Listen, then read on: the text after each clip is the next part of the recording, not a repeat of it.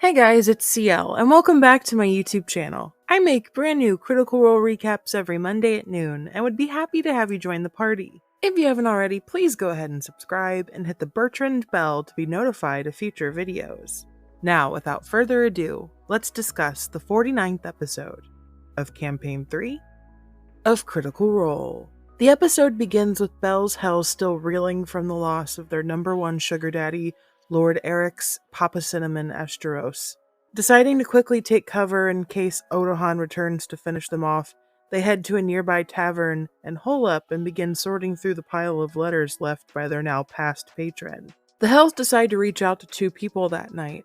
Evelyn, Esteros' housekeeper, just to make sure she doesn't return to the abode if danger still lurked, and Mistress Shishadri, in order to pass the news of Father Esteros' passing.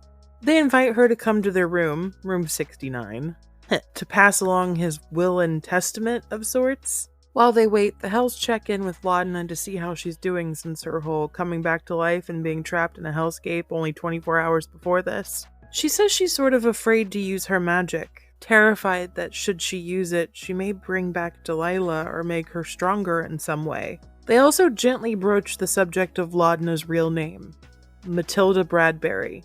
Apparently, she adopted the name Laudna during her exile, coming up with it after it formed from one of her songs she used to sing with Pate in her solitude.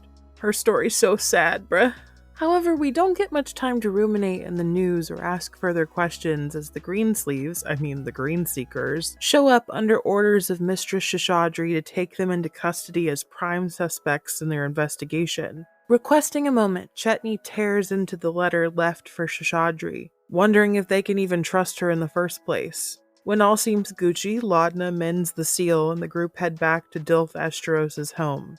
I should really be more respectful, our Platinum Papa's gone after all. There they meet with Shishadri and my new favorite NPC, Weeva Vidal, the Grave Mystic, and a follower of the Raven Queen. Her creepiness, her demeanor, it's a vibe, and I want her and Laudna to be besties. Is she a changeling? She's described as having pale pearlescent skin, white hair, no eyebrows, and wearing a dark ruffled cloak. Or is she just really ride or die in the Dusk Maven aesthetic? She's able to cast Speak with Dead and clear the Belle's Hell's name as Esteros concludes he was taken out by the Legend of the Peaks herself. They also ask Shishadri what that means, not understanding the title. The Peaks is referring to the Coven Peaks, where she's known for her involvement in the Apex Wars. With the investigation concluded, Shishadri asks the Green Seekers if they'd like to take on tracking the woman down, which they refuse, saying that bounty hunting is a little out of their pay grade. Interesting. Could they be in line with the Paragon's call themselves? However, Belle's Hells step up to the mantle and pass on the letters left behind in order to retrieve their brand new skyship, the Silver Sun. They also receive Turmoil, a cane that can turn into a scythe, which is pretty badass, and Chetney and Ashton have kind of like I wouldn't say a rivalry, but they both want it. With their new mission, the party takes a day to grab some supplies, like diamonds and rubies, and set off towards Eos with Captain Xandis and the rest of their crew as the helm of a slightly more dangerous journey over the Hellcatch Valley in order to shorten the time there. It's 9 days to Eos. It would have been 11 if they had taken the regular safe way, and the Apogee Solstice is in 4 weeks.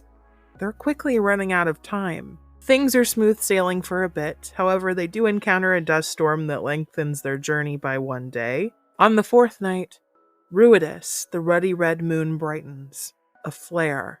Chetney feels something begin to itch within him, an itch he's never felt with this moon. Fern and Orem stare in horror as the werewolf transforms and begins to attack them. There's a really cute Avengers reference where Fern shines a sunbeam on him and says, "Hey there, big guy. The moon's getting real low," and I think that might be my favorite moment of the episode. However, after some blows and damage taken, they're able to restore Chetney to normal even after he hits the frenzied threshold that caused him to go rabid once again. Meanwhile, in Imogen's dreamscape, she watches Laudna disappear into the raging maroon storm. She chases after her, not wanting to lose her friend. However, when she finally catches up and spins the figure towards her, it's her mother, Liliana. "Run, Imogen," she warns before fading into the dust of the storm. Imogen flies up, soaring towards the bright Ruidas over her head. up and up and up, up and up and anyway, sorry. And then her powers no longer work, and she's falling fast until she hits the ground, waking her up.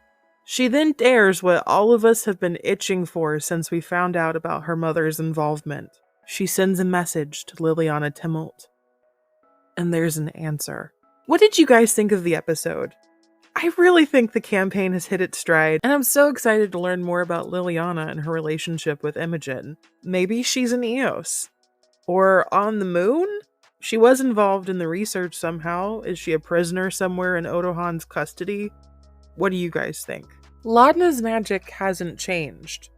When she tried to use an Eldritch Blast, it looked exactly the same. Is Delilah around and kicking still? Is it remnant magic?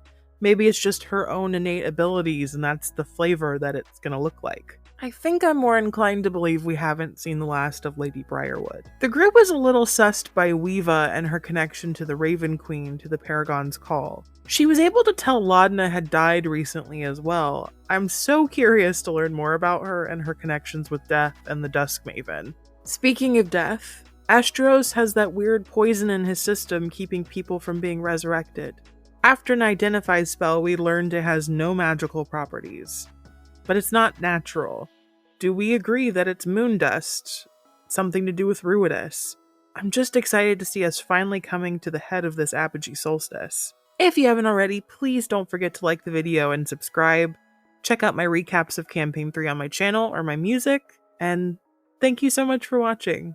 Stay safe out there. Good day, my friends. We don't have to talk about it.